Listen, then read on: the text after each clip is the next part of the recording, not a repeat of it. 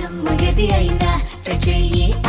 Chicken masala. Congress పాలనలో అత్యాచారాలు మానభంగాలు జరుగుతున్నాయన్నారు మాజీ మంత్రి శ్రీనివాస్ గౌడ్. నిరుపేద మహిళపై దాడి చేసి ప్రైవేట్ పార్ట్స్ పై చేతులు వేసి దాడి చేశారని మండిపడ్డారు. బాధితులు ఫిర్యాదు చేసినా పోలీసులు పట్టించుకోలేదని, నిర్లక్ష్యం వహించిన పోలీసులను సస్పెండ్ చేయాలని డిమాండ్ చేశారు. ఈ విషయంపై డీజీపీకి ఫిర్యాదు చేశామన్నారు మాజీ మంత్రి శ్రీనివాస్ గౌడ్.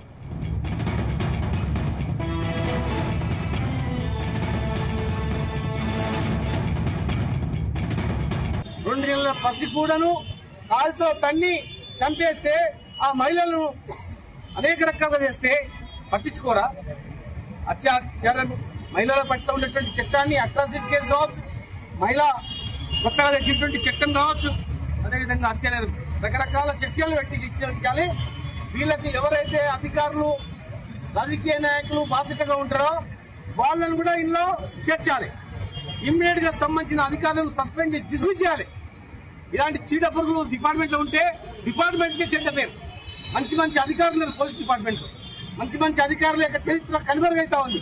ఇలాంటి అవినీతి అధికారుల వల్ల మంచి అధికారుల చరిత్ర మొత్తం తుడిచేస్తా ఉన్నారు. కనుక ప్రాణాలకు తెగించి పోరాటం చేసినటువంటి చరిత్ర తెలంగాణ పోలీసులకు ఉంది. ఇలాంటి అవినీతి అధికారులను కక్కుర్తిపడి, పోస్టింగ్లకు కక్కుర్తిపడి ఇలాంటి చిల్లర పనులు చేసే వాళ్ళని డిస్మిస్ చేయాలి. చట్టపరంగా వాళ్ళ మీద యాక్షన్ తీసుకోవాలని డిమాండ్ చేస్తా ఉన్నాం. లేనట్లయితే నేషనల్ హ్యూమన్ రైట్స్ కమిషన్ కూడా పోతాం.